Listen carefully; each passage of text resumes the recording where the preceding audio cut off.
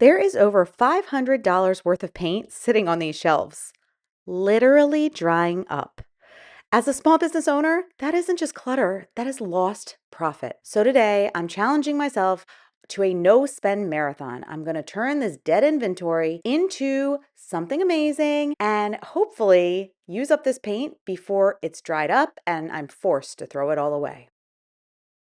I have this piece that I am 99% sure I got at a whatnot sale. I don't know what it is, so if you know what it is, please feel free to comment below.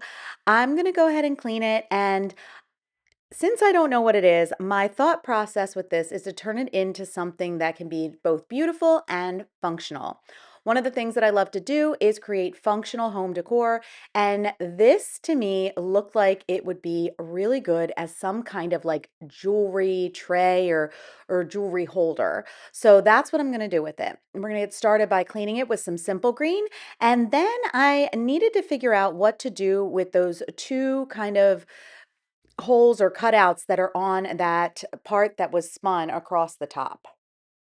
I decided to grab this Gorilla wood filler. I absolutely love this stuff. It dries really quick and it works very, very well. Once it is completely dry, which only takes about 30 minutes to an hour, you can sand it down and it can fill in those gaps and kind of fix any minor repairs that you have. This is perfect for me and it's very inexpensive.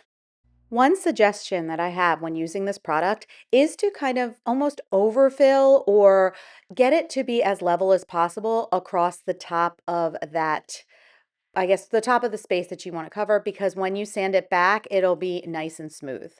Now that that is done, I grabbed two of these little wooden bowls that I had in my stash. You may have seen me do an upcycle recently where I created some keepsake ring holders that you can put by your nightstand or in your bathroom. I had a bunch of extras and I wanted to see if maybe I could create a similar effect of holding earrings or rings on this jewelry stand that I'm creating.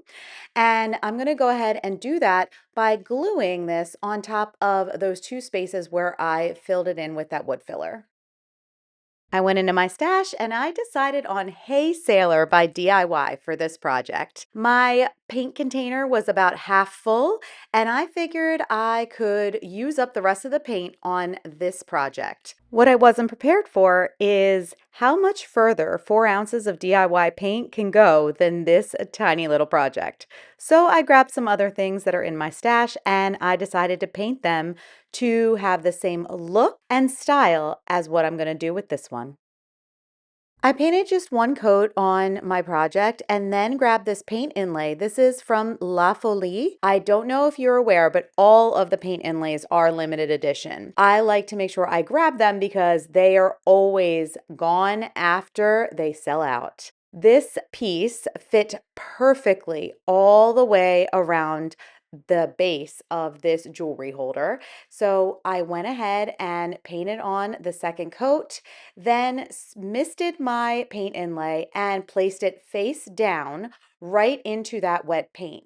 You'll see me repeat that step here and then wrap it around.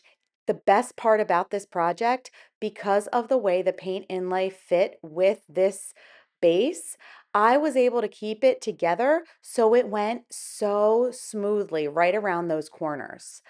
I'm going to go ahead and finish that up.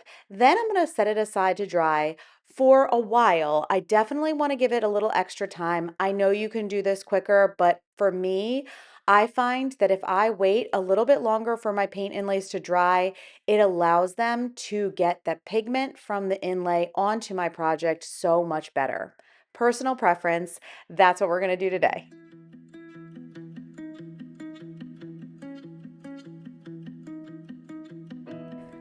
Once everything was fully dry, I grabbed my microfiber cloth and re-dampened that inlay, pulling it back gently to reveal the amazing detail in that paint inlay.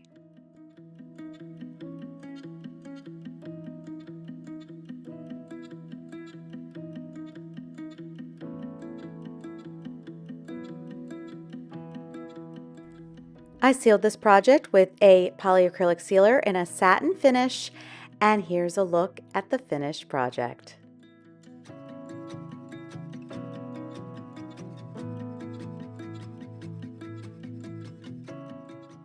Just curious, do you think that I should paint this knob a different color?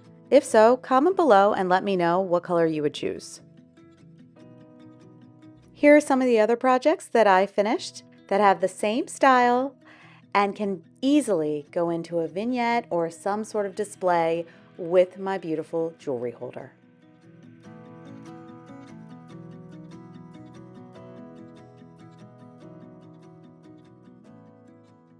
So I have a little bit of a problem.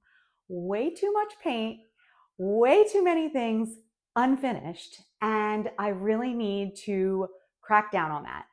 We have so many different projects today. I don't even know how many I'll get done, but my big goal here is to use up paint, but I want to use it up intentionally because something that I tend to do is when I love a color, I'll paint a project and then I end up with a whole bunch of different projects that are all painted different colors. And one of the biggest challenges I have is I don't own a booth. I don't have a place outside of my home to store things until they sell. I have a lot of shelf space within my living room, and I want to use that as kind of my own little booth space or my holding space, but I need it to look nice. I need it to look like it's cohesive and goes with my living room and is just, it all goes together. So we're going to create a few different styles, but make sure that the colors and the kind of overall feel of each of these items can somehow be pulled together in a vignette. So that's my challenge. Let's see how I do.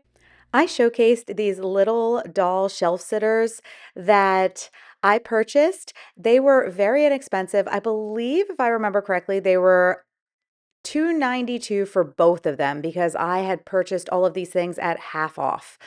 I ended up painting them in a creamy white, but decided I wanted to do a little bit of a patchwork pattern with these items. To create this patchwork pattern, I'm using 4 fusion paint colors: Cashmere, Rosewater, Champness, and Inglenook.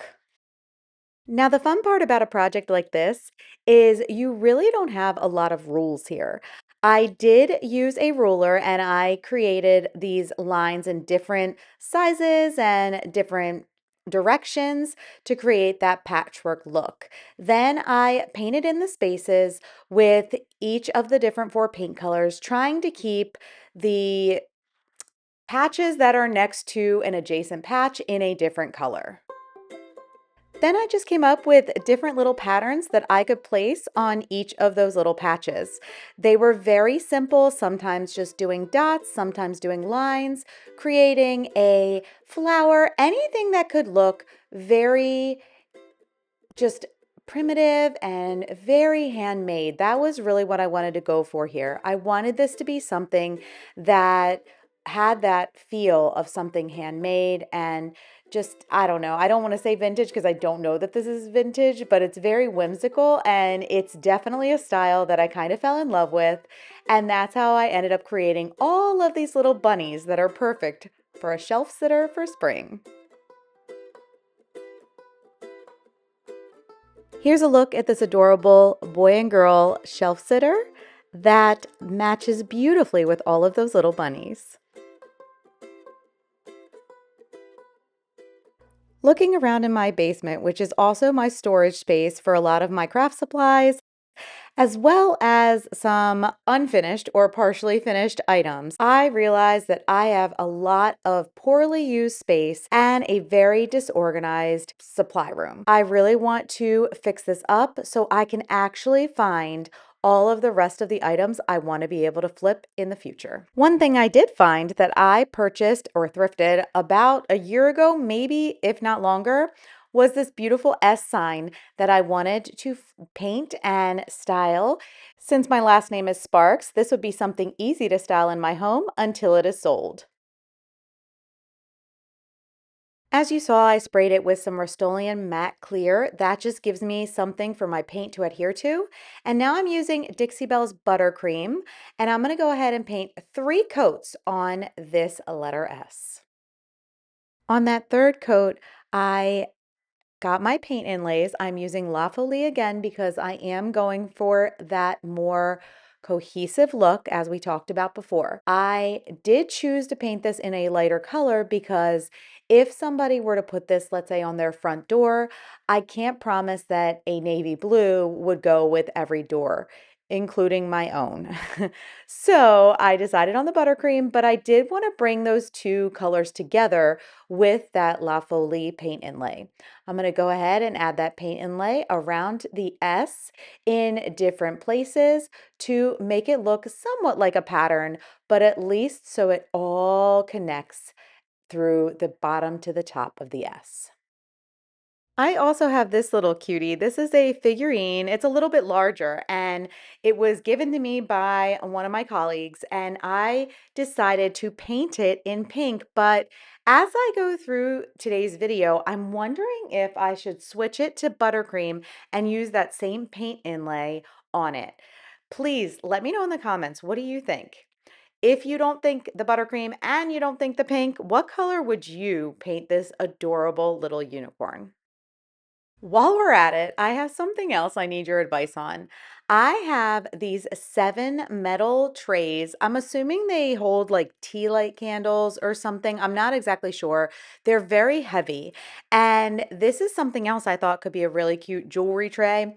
Or because it is kind of spring decor time for those of us that are business owners, I was thinking also this would be something that would be really cool for like a set of succulents that you could put in there, make faux succulents because obviously they're being painted. I thought that it would be really cool to paint them up and style them in different ways. However, I am struggling a bit with how to paint these and how to embellish them. I don't know if I should make them all the same, have them be different and unique so that people that have different styles could choose from them. I also always get a little bit more, I don't know, a little bit more nervous about how I paint anything that's going to hold greenery because I feel as though if you paint something green and then put greenery in it, it doesn't have that nice contrast. So I did this one using Dixie Belle's Coffee Bean Chalk Paint along with some sea spray. This will be my first time ever using sea spray, so I'm very curious to see how it turns out. And then I did a different one using a paint mixture that I created back around Christmas time that included mint julep, magnolia, and some salt wash. That was what I had back then. I got this sea spray more recently, and I kind of wanted to compare the two and see how they both looked on a piece. After doing both of these, I'm still very hung up on what to do with the rest of these trays, so please comment below and let me know what would you do.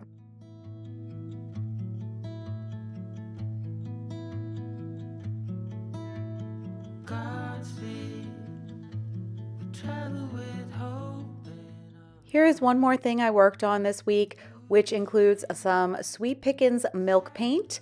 I believe in the color Kent, if I'm not mistaken, and finished off with some beautiful IOD transfers. I am nowhere near filling up my little in-home displays in my booth, I guess you could call it. I'm sure we'll have plenty to get to next time.